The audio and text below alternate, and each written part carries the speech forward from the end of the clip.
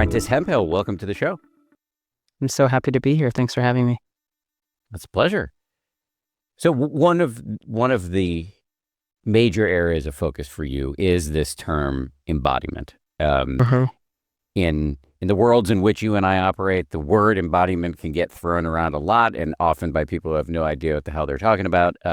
You are not in that category, so I'd be interested to hear what you actually mean by embodiment, like beyond the cliché.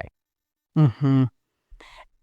I'm going to give you a definition, and I will say that I've been doing this for 15 years, and it is hard to put language around, but this is the way that I usually talk about it with people that I meet, which is that embodiment is a couple things. It is all the habits, behaviors, practices, a little bit of the way beliefs live inside of us that we've learned over the years, that we've been trained into over the years. So part of embodiment is understanding I learned how to be a certain way. And it's asking the question, what did I learn how to be? So it's the developing awareness of what it is you've learned. And sometimes it's practices that help you reclaim things you've forgotten or learn how to do things you never learned how to do in the first place.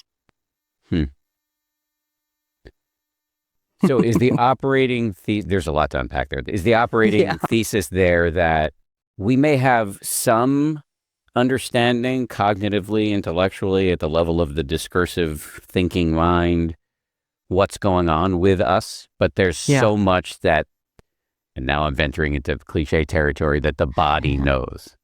Right. Yes. In a way, that's how you could talk about it. There is, I say when I work with people or do a workshop, most of us think we're doing one thing, but our bodies are actually doing another. So I'll give an example. Years ago, when I first started doing this work, I was probably in my mid-20s or something like that, and I would go to parties. I lived in the Bay Area. I was trying to be social and go out. And I had a hard time meeting people. I would go to parties and I would leave without having met anyone new. And I had the story that it was because of who I was and, no one liked me and I was awkward and all these things.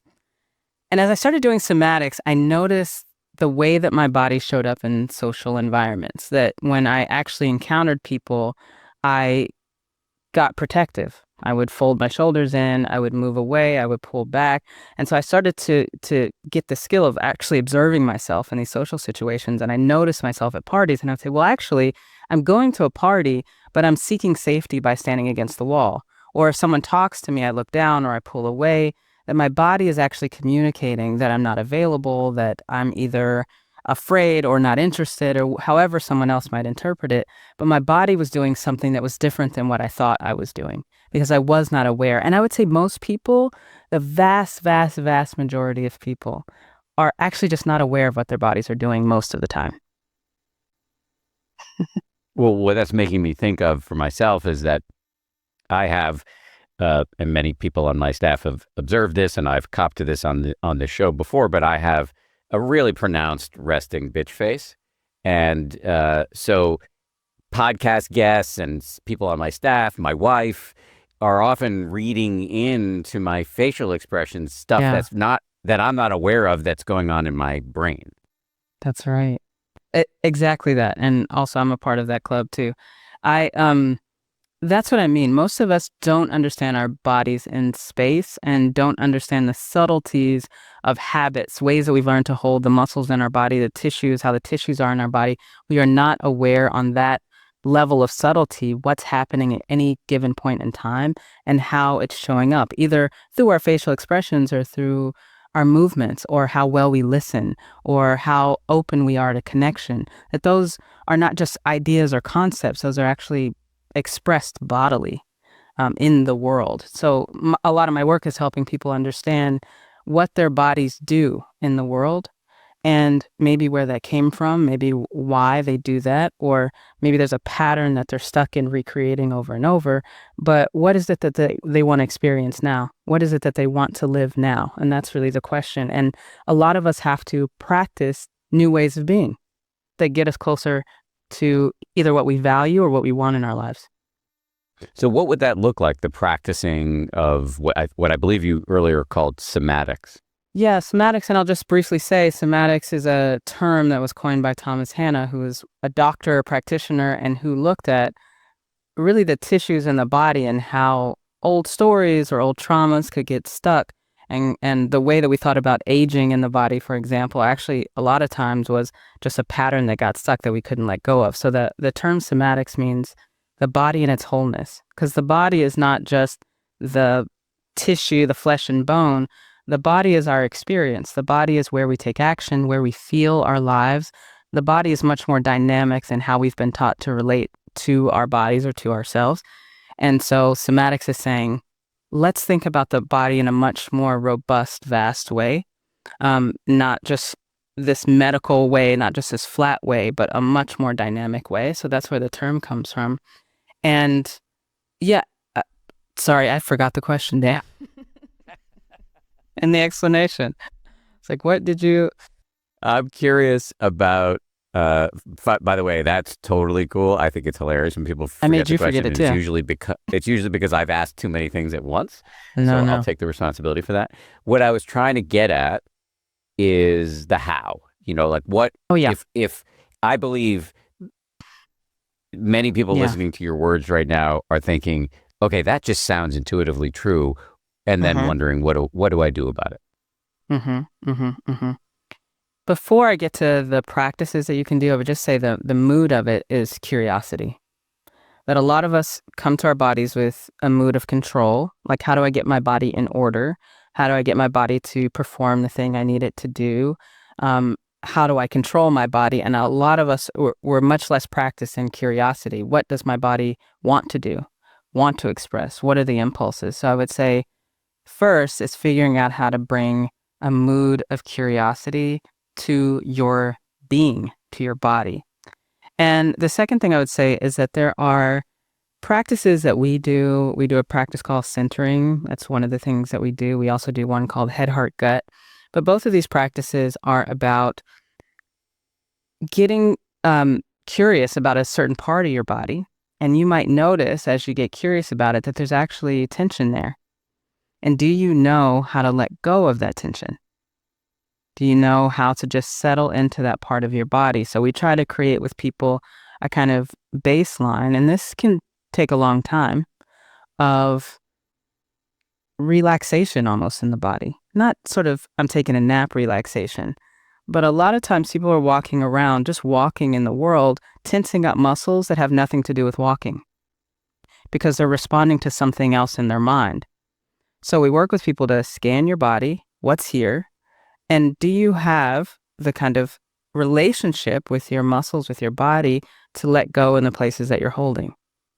And that creates a kind of baseline that we then can return to as we do other practices, which might activate people in any number of ways, but we have a kind of centered presence, a ground that people can feel that then allows them to explore from there. So I would say first, curiosity, and then second, a kind of centering practice where you actually let go. Can you get even more granular on the centering practice itself, like the how of it? Yeah. I'll try to be in that zone without fully facilitating you through the practice, Dan, but I would start with a body scan. So I would ask people just to be here with their body and notice temperature. You might notice tension. You might notice your stomach digesting food. You might notice your eyes moving around, or I have one cold hand right now and one warm hand, oddly. You might notice yourself in the room and in space and just kind of get familiar with this body. That's the first part. The second part, and the way that I learned somatics, is that then I would invite people into what we call a center, the center of your body. And this has some relationship to like a center of gravity. It's the kind of anchoring part of our body. In our tradition, we talk about it, the pelvic bowl of the body that kind of is almost a weightiness. And we make the relationship between that center and the center of the earth. It's kind of like pulls you down, connects you to gravity. And I invite people to just bring their presence there and their breath. So when you do belly breathing or something like that, it's also an invitation to live a little bit lower in your body, not kind of up here, pulling yourself away from the ground, but dropping in. and inviting your breath there. We're not going to force it, but inviting it. Most of us don't exhale fully. So exhale is a great way to get in touch with the center and with that core of you. And that's really, when I do practice, I'm inviting people to live in that place more. All of us has a perspective. There's a place where you're coming from. Can your perspective be more rooted in that central place in you? So we bring people there. And then I have people breathe and explore their self in dimensions. So length, feel yourself top to bottom. Are there places where you're folding in? Places where maybe you're overcompensating or pushing out, proving? And try to find the way your body fills up space when you're not trying to hide.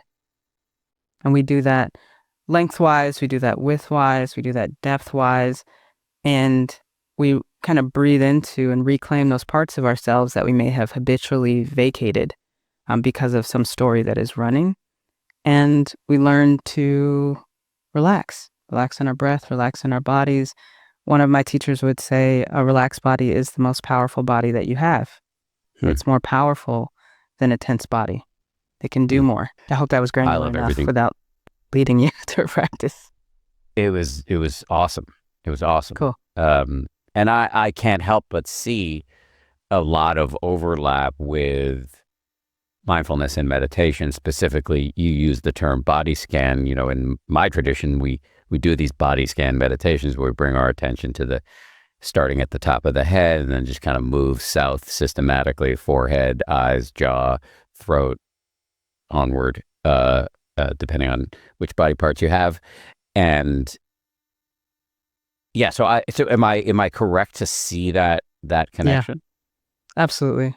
There are, in the lineage of somatics, there's certainly an often unnamed Buddhist strain in there that I think deeply informs a lot of somatic work. So, and informs my practice personally. Absolutely. I believe you also used the term head, heart, gut.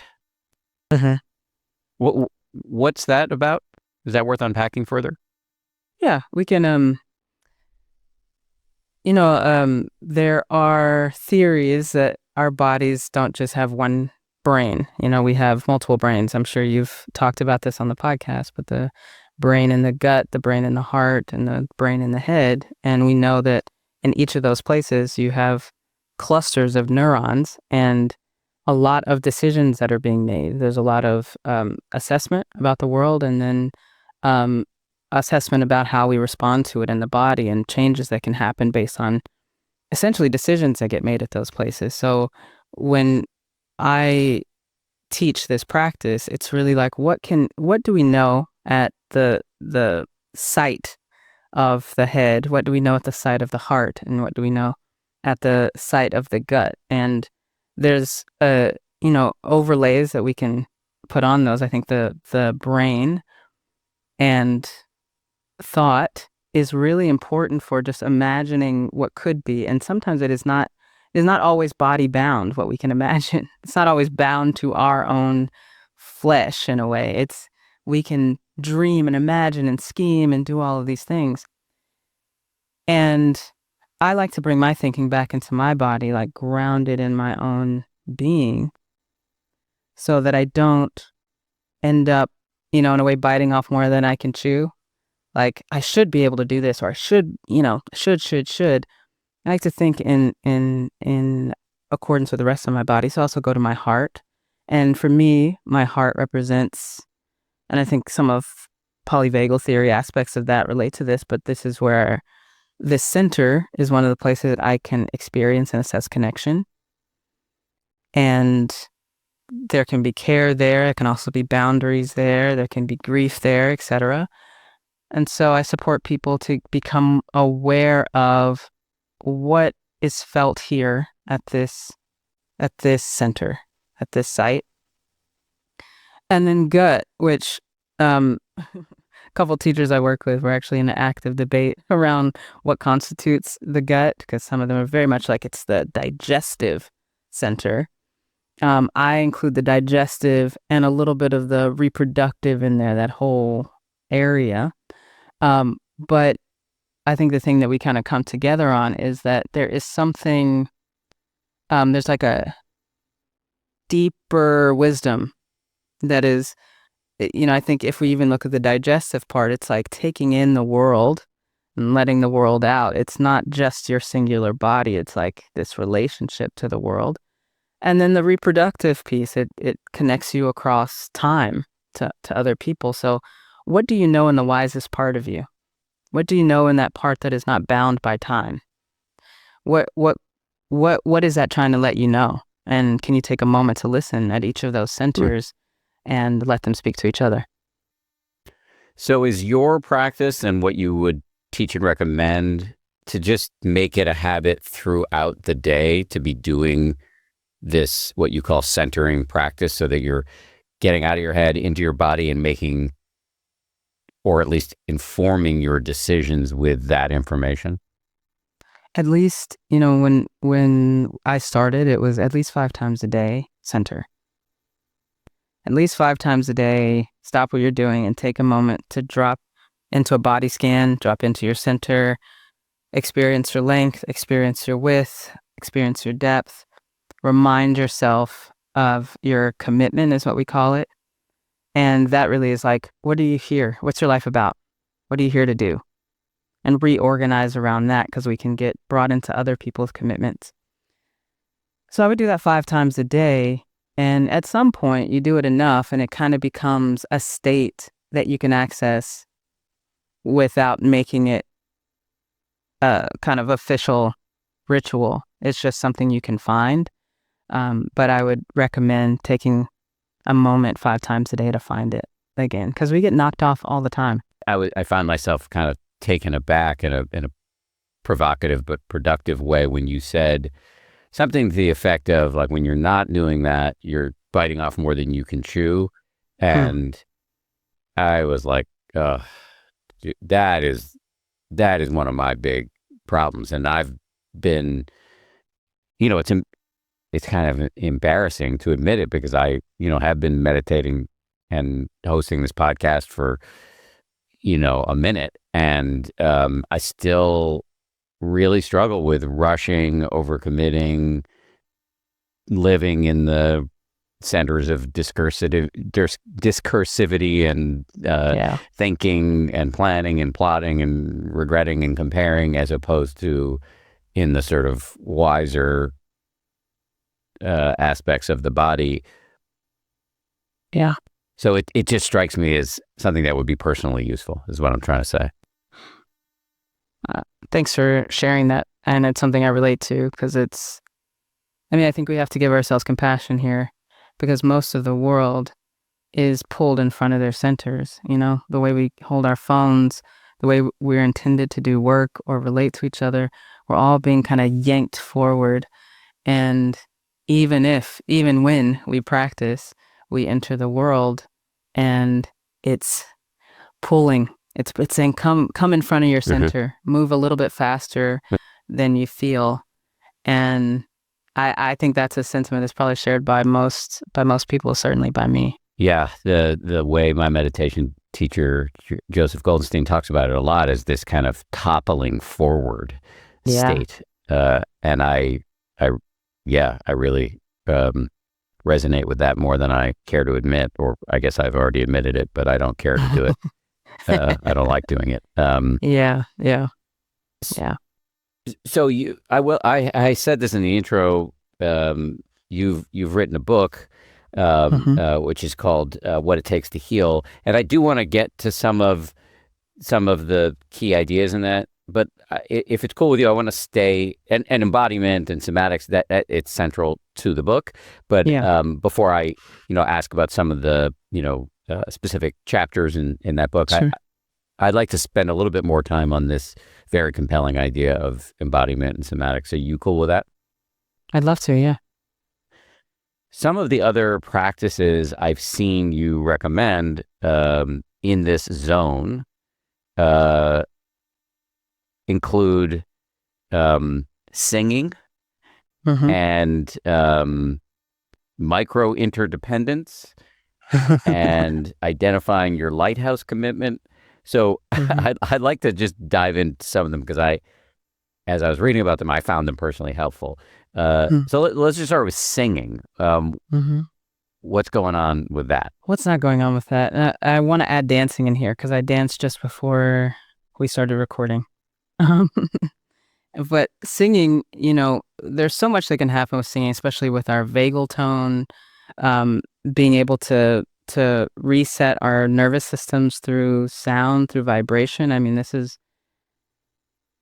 many years ago, I was like, I would never talk about these. It seemed too woo and abstract to me, but, there's absolutely a quality of sound and tone that can settle our systems, or sounds and tones that can activate us, that on a real evolutionary level feel and sound threatening to us. But there's also ways that we can kind of bring in a certain vibratory tone that settles our bodies.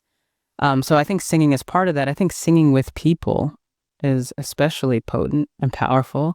The experience of harmonizing, not the idea of harmonizing, but the experience of harmonizing or singing in relationship to other people, creating a collective sound, contributing in a way to a sound that's much bigger than you, I think settles the system even more profoundly sometimes than our individual voice.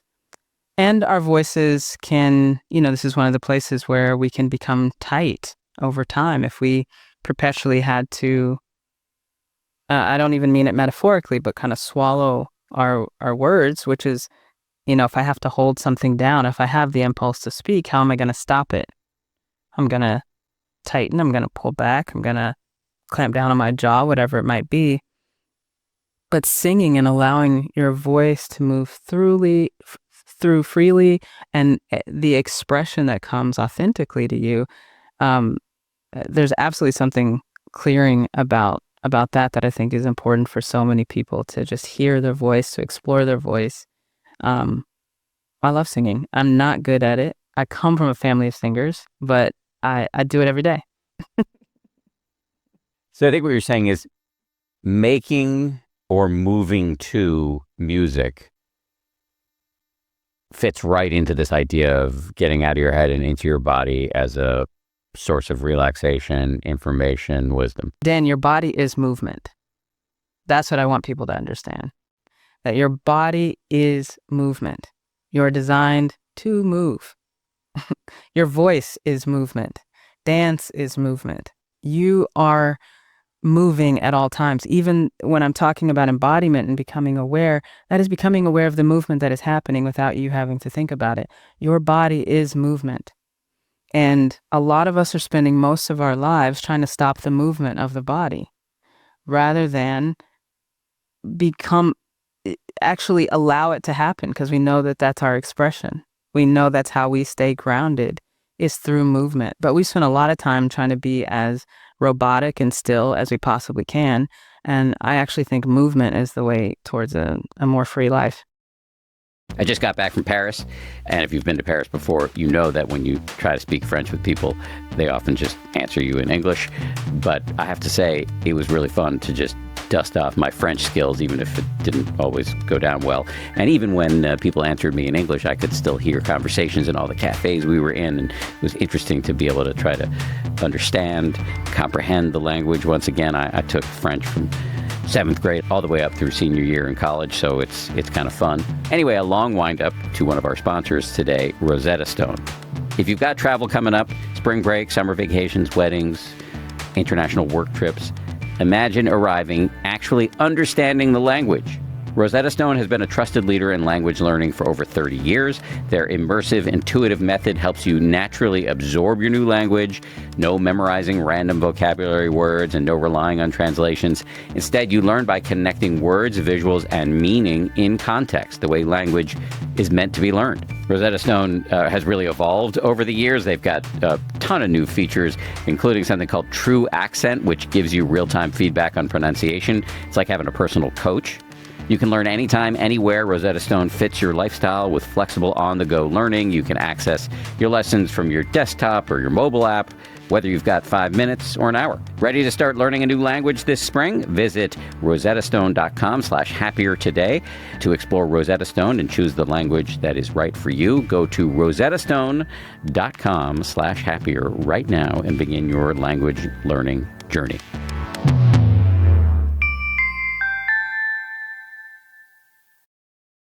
Practicing micro-interdependence. What is that, and how does it relate to embodiment? I want to bring it back to embodiment is not just, sometimes it's like I take a course and I do an embodiment practice. Embodiment is how you live your life, what you allow and what you don't allow. So do I allow connection? Do I allow surprises and spontaneity? Do I allow myself to be touched by the kindness of someone that I didn't know? A lot of us can be guarded to these experiences. They may feel dangerous for whatever reason, and that's not just a thought.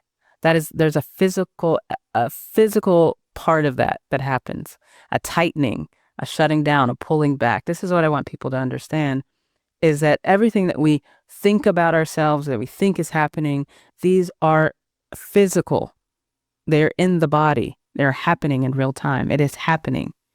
So micro interdependence for me is like getting more familiar with just the ways that we are always in exchange. To me, relationship is the reality of life. Relationship is the reality. I am in a relationship, and I'm going to sound woo for a minute, but I'm in a relationship with the trees in my yard. I breathe out carbon dioxide. They let out some oxygen. We're in a relationship. I'm aware of that. My wife sent our neighbors cookies for the holidays, and it's just little moments of exchange, of touching in, and now we're going to ride horses that our neighbors have. We're like creating this flow that wasn't there before by risking it to make a connection. We're actually opening up a little bit of a channel that just would not have been there, and we all would have thought it was fine. So some of it's acknowledging the interdependence that already exists, and some of it is like opening up the channel so that we can really thoughtfully engage with each other, need each other, and allow ourselves to be needed too. If you were saying with some, minor degree of sheepishness about it maybe being woo, but like it seems inarguably true, and yet papered over, cemented over by modern life, which drives us into our info silos, our hyper-individualistic worlds where we're not connected with nature, we're not connected with our neighbors. And I don't think it's a coincidence that we also are seeing unprecedented levels of anxiety, depression, suicide, addiction, and loneliness. And so what's the way out? It is through reconnecting. That's terrifying to many of us. And so what you're recommending is take little risks. Yes, exactly. And that way lies happiness. A little risk, and not, like you said, I don't want to underestimate the terror that is involved with saying hi to your neighbor or going up to their door or leaving something for them. I know that produces a lot of terror for people, but take a little risk. In the grand scale of things, it's a small risk. And those little risks open you up, open your body up over time, open other people's body up over time to the kind of connection that I think we desperately need. But it's a little bit disheartening for me that I think the thing that terrifies most people right now, maybe the most, is connection with another human being. The thing that terrifies us is the basic unit of evolution. Yeah. And that's not your fault. If somebody's listening and feeling like, well, I'm terrified, I'm here to say, and I think, Prentis, you would agree with me, this is not your fault. This is the world that we live in, which is militating against this basic common sense. And the good news is there are little things you can do that'll move you in the right direction. Yeah, that feel like a risk now and then may not soon. What feels scary now doesn't always have to be that way. If you take a risk, it might change shape. 1 minute you're trepidatiously baking cookies. The next minute you're on a horse, and that's how it can go. Absolutely. That's how my life is. So this seems connected to what I understand to be the animating idea, the central thesis of your book, which again is called What It Takes to Heal, which is that individual healing, and you'll correct me if I'm misstating this, but individual healing and group or communal or social healing, however you want to put it, these are indivisible. You know, you can't focus on either in isolation. That's right. That it doesn't make sense for me to sit here and believe that I am well if I've gotten everything that I need, every potion, every, organic, whatever it might be, and I feel well, and you, my neighbor, are deprived. That there's something to me about wellness that has to be redefined from the individual into the collective. Actually, I think for more of us to actually be well, where we don't have to compartmentalize as much or shield ourselves. I think the wellness that I'm interested in, and I don't mean it in some kind of like pie in the sky way, but it's just, can we reorient our concepts of wellness to actually be much more about our communities and about the planet that we live on and ourselves. So what does that look like practically? If I imagine some listeners might be thinking, okay, I'm a super busy person. I'm listening to this podcast in my car between my 2 jobs and my 4 children, and I'm not an activist, or a community organizer or a volunteer by temperament. So how can I apply your Prentis's wisdom in a life like that? Mm-hmm. It's kind of a practice of awareness. When we did the body scan, it's sort of the same thing, like doing a scan of your life. The question of how am I showing up to the things that I'm doing? The question of where do I have power and where do I not have power? Like, where could I change the way things are? Where do I know that something just actually needs a tweak or needs to be shifted? Who is missing that I would want to be a part of the conversation? I don't think it has to be that everybody takes on an organization or everybody drops what they're doing to change the world, especially not individually.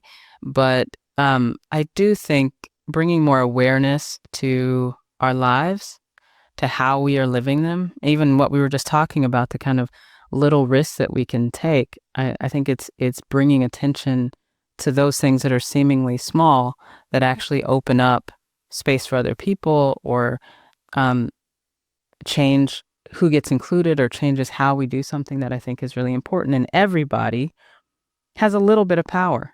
We don't all have all the power, and certainly not individually, but each of us has a little bit of power. Each of us has a little bit of power. You, Dan, have power to go, who do I want to talk to on this podcast? Who do I want to introduce my audience to? That's a place where you can look and ask a question that might actually lead you to things like, oh, I hadn't thought of this before, or maybe I need to ask somebody for help, or maybe I'm holding back in some way. But I think getting more curious and becoming more aware, and being, even in our own lives, being able to take those little risks are meaningful. Yep. Let me give you an example that's not on the level of being a podcaster, just because I suspect most people listening to this, even though everybody has a podcast these days, but most people listening to this are not podcasters. But so tell me, I'm going to give you an example from my own life, and you tell me if it fits in what you're describing. I don't live in New York City anymore. We live in my wife prefers me to call it the country, but it's basically the suburbs. So we live outside of the city, and but when I did live in the city for 20 years, I did notice that it was actually painful subconsciously to harden my heart, to use language I wouldn't normally use, to the homeless people or unhoused people all around me. We ultimately, in the last 5 years, lived next to a soup kitchen. So there were a lot of homeless people. And I got the idea from a Buddhist teacher to just make sure I had a pocket full of ones all the time. And so I just got in the habit. My son and I, he was very little, we would just give people money. And yeah, a lot of people have questions like, what are they going to use the money for, and blah blah blah. Bottom Sure. line, they need the money more than I do. Yeah. And that moment of eye contact, how you doing? Here's a little Yeah. something. Change the complexion of my day, change my experience of moving through the city. I can't speak for the impact on the people Yeah. to whom I was giving the money, but it made, yeah, just I found it helpful. Is that Yeah. close? Yeah. That's great. I think wherever we're humanizing each other a little bit more, we're moving in the right direction, however small. Um, that to me is the work. And I think you have to look at it like, what's missing? We're scared of each other. We're scared to connect. We're dehumanizing each other. When you were talking about unhoused people who are not being seen or, not treated well, don't have what they need, whatever it might be. Anytime we move towards witnessing each other, humanizing each other, it's not about the money per se, but it's about the human connection. The more we have of that, I think the more that we are on the right track. The more we move away from that, we will continue to see our world destabilized. I made a note in preparing for this, and this what I'm about to say goes back to sort of the main ideas in your book. And I don't know if this note accurately captures one of your sentiments, but here's the note.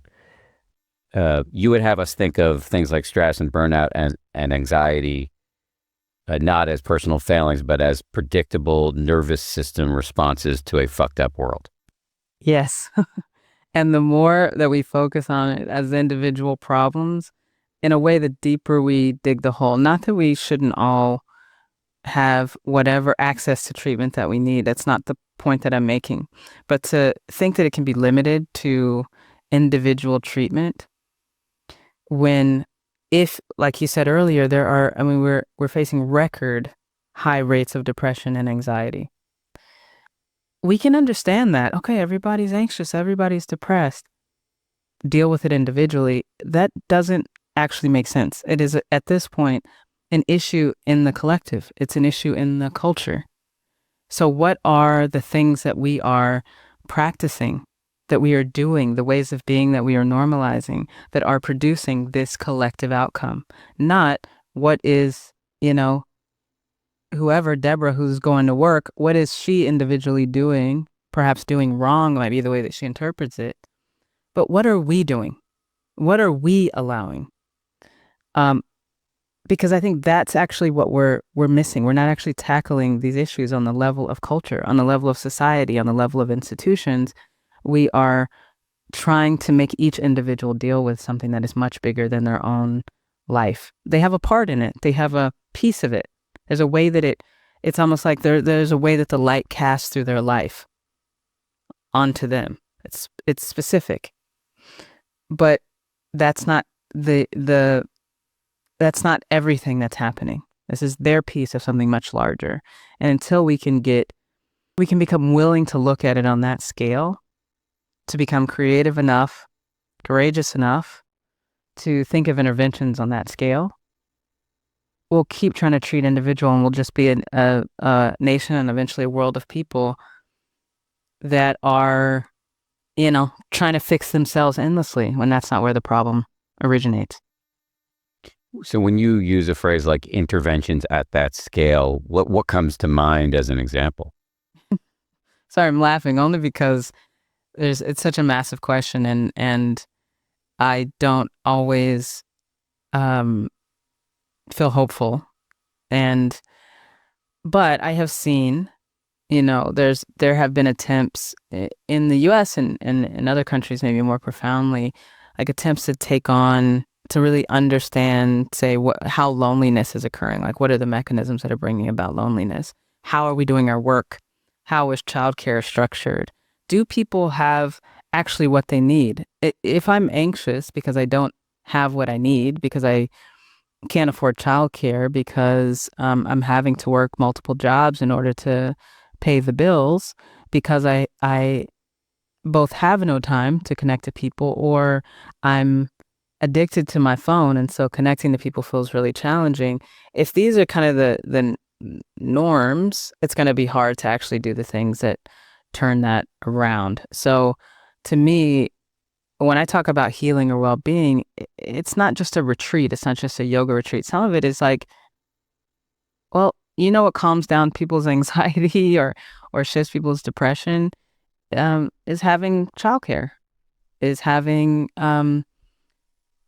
work that feels meaningful to them and that pays them what they need. Those things are not separate from wellness. Those things absolutely are important. Having third spaces where we can congregate and meet one another, encounter each other, that are spontaneous and don't require us to pay a subscription to do it. Interventions on that scale, I think that, something as big as, let's build railroads through this country. Let's build third spaces through this country where people could actually meet each other again, something like that. I love that idea. Yeah. While we wait for the world to get a little wiser, another thing you talk about in the book is, and this is an area where we really do have agency. Not to say we don't have agency on the level of the scale that you're describing. I think we can dream big and do our best to get ourselves there if we have the time, energy, and influence. But where we all, I think it's inarguably have agency is in our relationships, and we've talked a little bit about relationships, and when we were discussing micro interdependence earlier, but in terms of our intimate relationships, our family and our romantic partners, if we have one, there's a lot in the book about how we can integrate, kind of open the aperture in how we think about our own personal healing and include, how it's showing up in our relationships. There's a lot to say there, so I'll leave the question open and then follow up with some more detailed questions. But where would you start? I think one of the things I was trying to convey in the book around relationships is that whatever you're holding, whatever story or maybe trauma, if that word works for you, that you are grappling with, it doesn't stay neatly in our own bodies or lives. It's not that we can quarantine people away from what we're holding, that it actually gets transmitted in a way through relationship. It can also get worked out and healed through relationship. Trauma to me is a relational injury, or that's one of the ways that it manifests. And that's one of the ways that it gets resolved and healed is through reparative relationship. And so I think that's just important for us to know. Some of us think, oh, this thing happened to me and I'm kind of, I'm muscling through it. I'm hiding it away. That's going to impact how you do relationship. It's going to impact how you parent. It's going to impact how you partner. It's going to impact how you do friendships. It's going to impact how you lead. And I don't say that to make it into a burden, but just again, to bring awareness to what's inside of you is going to come out in your relationships because we are relational beings. How we do relationships is shaped by the stories we have of what safety is, what other people are capable of, our unmet needs. All of this stuff comes out in relationships. And so bringing some awareness to that, but also the beauty that when we become aware of that and when we do relationship thoughtfully with other people, it can be deeply, deeply, deeply transformative and reparative to all the stories that we have. It can absolutely change the relationship too. One of the things you say in the book that struck me and that I've thought about a lot is that we all have, or to a certain degree, amount of unprocessed stuff. What I think the poet Robert Bly calls like a black bag. This kind of shitty wedding train that we're dragging around with us everywhere of our past traumas and ancestral stuff or whatever. And that we bring that into our relationships with some degree of consciousness, hopefully, but often none. And then friction results, and we write the friction off as I believe you say, incompatibility, as opposed to an inevitability of unprocessed trauma or other stuff. There's a story that I tell people a lot. I'm a parent to a 4-year-old, I became a parent late in life because I was scared to parent. I was scared of what I would pass on to my kid. But I have a 4-year-old now, and when she was really, really small, I would hold her. And, when babies look at you, they have this just like wide open stare, like they take in everything. It's like they don't know, I'm just going to land and look at you in the eyes. It's like they are experiencing your face, your being. They're just taking all of you in. And my daughter was looking at me that way. And I felt myself recoil a bit under that kind of gaze that wasn't like, she wasn't coming to a conclusion. She was just taking me in. And I started to pull back a little bit. And when I thought about it, it was because for me growing up, um, being seen could be really dangerous.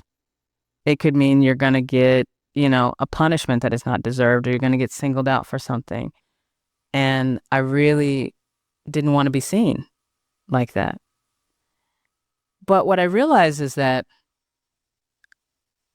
by pulling back when she was looking at me so honestly, I was perpetuating that habit of disconnection that had been in my family.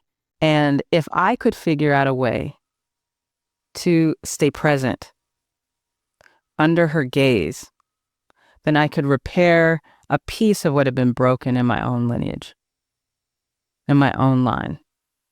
And so my work with her was, she'd look at me and I would just stay there, and I would try to stay in presence. I would try to stay wide and soft and with her. And I think that has created a kind of closeness and vulnerability with my daughter that I didn't actually experience the same way when I was growing up. So it's little moments like that, little moments like that can change the tide, I think. Yeah, you could basically say it stops here. I have some agency and some awareness, and I'm going to like break the causal chain that has been uninterrupted up until this moment. That's right. You have a few other things you recommend in terms of how to navigate our close relationships with more success. One of them, and please tell me if I'm articulating this correctly, is to practice repair as a habit. Do you ever, I was thinking about this yesterday because I had this insight the other day that I had messed up, that I had this conversation with somebody and I'd said something really stupid and I felt regretful about it. And I thought, I need to call that person and say, I'm sorry for doing that. And at the time, it made sense to me, but now looking back, it makes no sense that I did that thing. And what what my value is around this is that none of us need to wait until we get caught to be accountable. And in fact, accountability is almost a personal thing. It's almost a question of integrity. Like, what do I need to do to be in my integrity? And sometimes that means I have to repair. I have to step into repair. Sometimes it means I have to say, I'm sorry, I messed up, I didn't know. And do it you can do that with dignity. You can do that without diminishing yourself or undermining yourself, but to say, hey, I messed up, and I'd like to know what kind of impact that had on you. Maybe they didn't notice. It almost doesn't matter, because what matters is your own congruence in a way. So I think repair has to become, in a way, much more casual, easy. It should happen almost every day. Well, maybe if you're me, because I mess up, often enough that I have to apologize to my kid, apologize to my wife, apologize to, people I work with. I have to say, I'm sorry, I sort of messed up there, or I didn't actually act in the way that I wanted to act. And we make it a big deal now. It's like such a huge thing. We got to repair and got to have a process. We have to acknowledge and accountability. And a lot of that is because we're just not practicing it, and we're all waiting to be caught or we have some story that we're like good and perfect, whatever it is. Just make it more regular. It should be regular. to repair with people. I think that's a fantastic idea. I'll be honest again in a way that I'm not proud of. That where I bump on that is like I'll sometimes think, yeah, I was a bit of a dick in that conversation, but what I did, my misstep was a minor infraction compared to the overarching horror of the other person's behavior. So I don't want to get in the business of apologizing when that person has a million more things that they should be apologizing to me for. Totally. But maybe that person has never seen anybody apologize. And it's not your job to necessarily teach them or save them. But again, we externalize the question around repair. And to me, and maybe it's just the way that I'm sort of, what's the word? Like compulsively honest in a way. It's so annoying. But I kind of have to clear it out of myself. Like if I know, hey, I was an asshole, I want to get it out of my system. It doesn't mean that you and I are going to be best friends. It doesn't even mean that I like you. But it means that I need to get right with myself. And that's really what's important. Yeah. Yes. Yeah. It's not so much, it is about the other person, but it's not wholly about the other person. Yeah, exactly. There's a lot of data to show that as you get older, especially once you get through the toughest parts of middle age, you get happier. And I've seen that for myself. However, there are aspects of aging that are non-negotiable and somewhat unpleasant. It can impact your sleep. It can impact your energy. It can impact your cholesterol, aches and pains, et cetera, et cetera, et cetera. So that brings me to one of our sponsors today, C15 from Fatty 15. It's the first emerging essential fatty acid to be discovered in more than 90 years. And the folks from Fatty 15 say it's all about helping you age in a healthy way. Fatty 15 co-founder Dr. Stephanie Van Watson discovered the benefits of C15 while working with the U.S. Navy to continually improve the health and welfare of older dolphins. Based on over 100 studies, they say that they now know that C15 strengthens your cells and is a foundational healthy aging nutrient, which can help, they say, slow aging at the cellular level. Obviously, talk to your doctor before you take any supplement, but definitely check out Fatty 15 if it sounds useful to you. I can tell you, having received some of their stuff in the mail, it comes in a gorgeous reusable glass and bamboo jar, and the refills are shipped right to your door. Fatty 15 is on a mission to optimize your C15 levels to help you support your long-term health and wellness, especially as you age. You can get an additional 15% off their 90-day subscription starter kit by going to fatty15.com/happier and using the code HAPPIER at checkout. Okay, so one other practical thing, and this is practical as I think as a North Star. You have a much discussed quote, at least in my world, much discussed because of its brilliance, I think, that I'd love to hear you unpack. The quote is, and I think people on this podcast have quoted you on this, boundaries are the distance at which I can love you and me simultaneously. Can you just hold forth a little bit on that idea? I really wanted to situate our understanding of boundaries in the body when I kind of put that together. And because I thought, it goes back to this question of integrity. Like boundaries should be a felt sense. Like if I am shrinking myself to be in relationship with you, I want to feel that. That means that my boundaries are being crossed, and I'm thinking the only way this can be dealt with is for me to shrink, for me to make myself smaller, or whatever it is. To me, a boundary comes into effect right when I start to do that. When I have to start making internal compromises to stay in relationship with you, reshape myself. And not that we don't impact each other, but if it's kind of like, I've got to keep reshaping myself to stay with you, then actually what's needed is a boundary, not my reshaping. And so I wanted to give people that kind of image of like, a boundary allows you to be intact and in relationship with somebody else. And I know that if you keep crossing my boundaries, I'm going to shrink. Or if I keep, I might lose connection with you if I keep moving past um, my boundaries, your boundaries. What we're looking for is like, what's the shape of this relationship? How do we stay connected with each other and without losing our dignity, without losing our sense of who we are? What are the parameters? What's the rhythm and flow of this relationship that allows us to be ourselves and experience our love? And sometimes, I came up with this quote because I hadn't talked to my father in 10 years. And then I wanted to talk to him. But I found myself going, okay, I'm going to talk to him. And that means he's going to call me this often and this often. I went back to the old model of what our relationship was because it's the only one I had. And then I thought, actually, I get to reshape our relationship, which means that in order to love him and love myself, we're not going to have the same cadence of communication that we had. We're not going to speak about the same things that we used to speak about. Our relationship was shaped by who we actually were, and I didn't have to go back to old patterns. So that's really the invitation. It's like, let your relationships be shaped by who you are.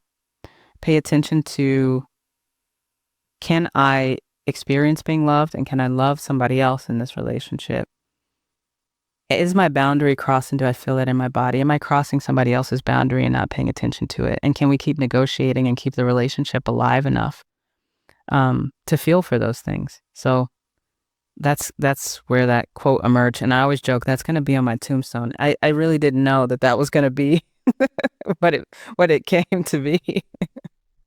I'm curious, just and you'll see that you're no doubt at this point seeing that I am relentlessly focused on practicality. Yeah. On when it comes to setting boundaries, and you can talk about your dad, or if you want to talk about a less fraught relationship, that's totally fine, or just speak in less personal and more broad terms. How do we set a boundary? I'm going to answer that, but I don't mean to be frustrating to your mission. But I think there is, because we often don't include the felt sense as something that is important, we seek out kind of like first step, second step, third step. We don't feel our bodies. And so we don't know where we go wrong when we can't do it. Mm-hmm. And so I actually do think it's quite practical in a way to point to the experience of the body, because that is going to make it successful or not successful, whatever tips anybody tells you to do. If you are not in the state to do those things because you are, completely unsettled about something else, it does not matter how I map it out. The map is not the territory. So that's why I sort of push back on that, because I think practicality to some degree tries to make everything portable in a way I don't think experience is. So just a little pushback on that, Dan. Well received, just to say. I think that lands well for me. Okay, cool. I appreciate that. So it's the practical thing for me. Again, it kind of goes back to the practice of centering. If you can be centered in a relationship, then to me, it doesn't mean that you're happy. It doesn't mean that you feel good. It means that you're able to feel yourself, feel your breath, feel your body. I want to be in relationships that give me enough room to feel my body, to be in my body. A lot of us do not live inside of our bodies because it has not felt safe. And because we don't know what it is like to be in a relationship where we get to feel our bodies, we do not seek those relationships out. We have relationships with people that replicate the same feeling that we have known, which maybe we sit a little askew to ourselves, or we feel a little pulled back, or we come a little too far forward. Whatever your shape is, we end up finding relationships that cause us to have that experience again. So when I talk about integrity or I talk about center, I'm saying you actually cannot, in my opinion, articulate a boundary fully until you know something about what it means to feel centered in your body. You might say something, but you won't be able to hold it. It might not be precise. It'll break down under pressure. because you're not looking for the bodily experience of center. So I actually do think that is something we need to understand, is self-possession, centering is what I'm talking about, and boundaries are just the easy result of a body that is centered.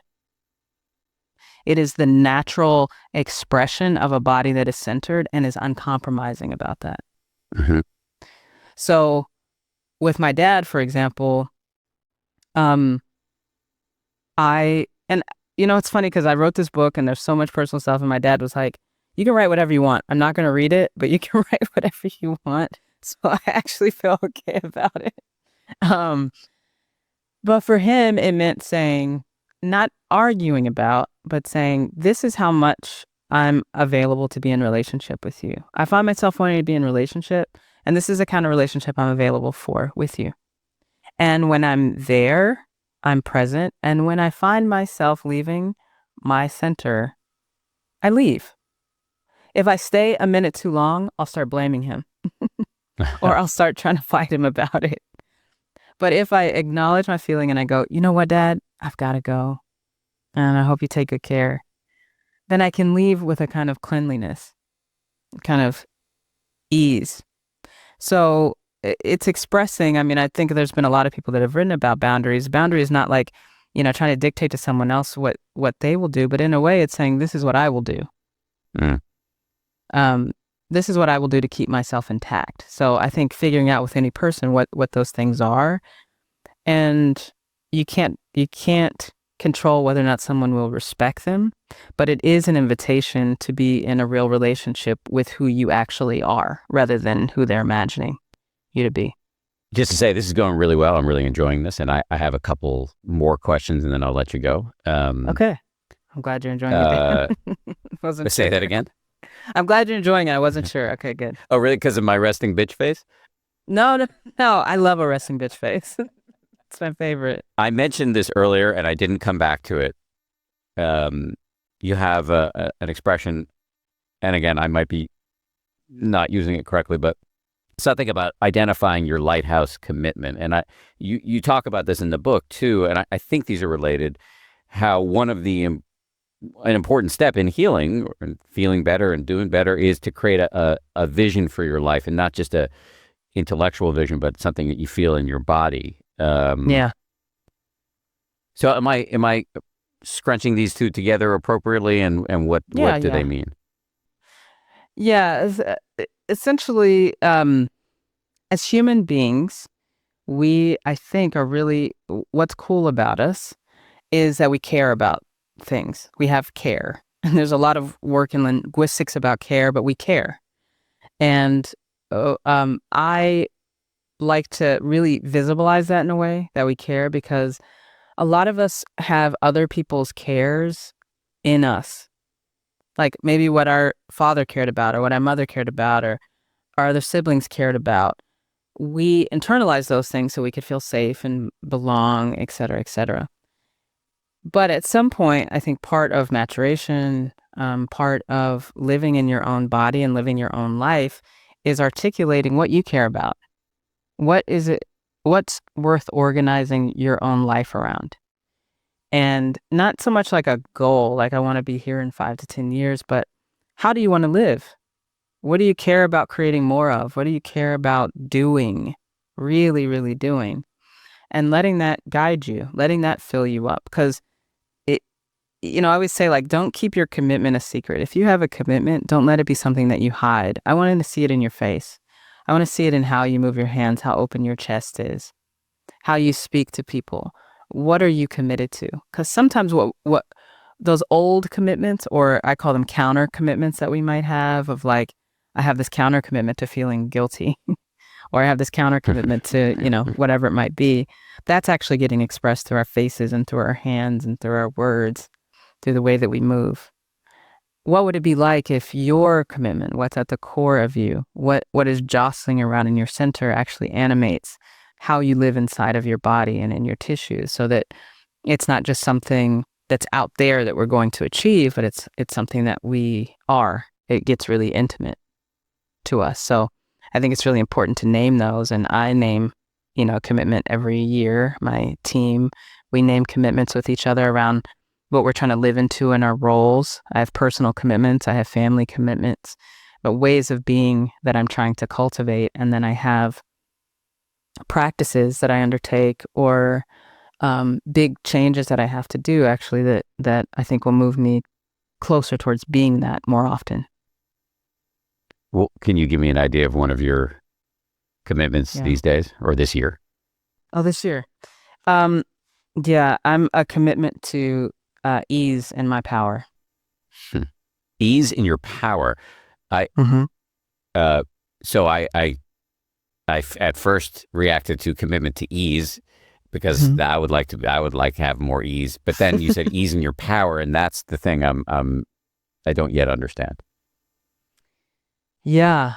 So that what comes out of me doesn't have to be coaxed out of me. That what I have to share and offer can come out more easily. Um, and my work is removing some of those stories that tell me that it's scary or dangerous to know what I know, to be what I am, to be as powerful as I am. And I don't think it's not about being more powerful than somebody else, but it's acknowledging the power that I do have as a being to impact people, to move people. I want to feel easeful about that and not afraid of it because I don't think it's scary.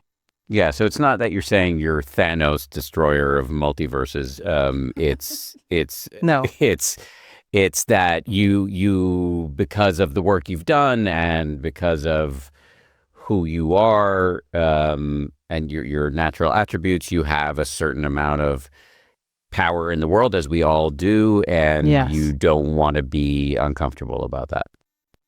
Yeah. And I think that we all have power. And sometimes we're uncomfortable knowing that or saying that, but I think everybody has the power to touch someone, move someone. And yeah, I just want to be comfortable with it. I don't want to diminish myself for the sake of others. I want to be myself with ease. It's interesting to me because the person who I'm looking at right now, they don't look like somebody who diminishes Hmm. themselves in the service of others. Well, I've worked a lot.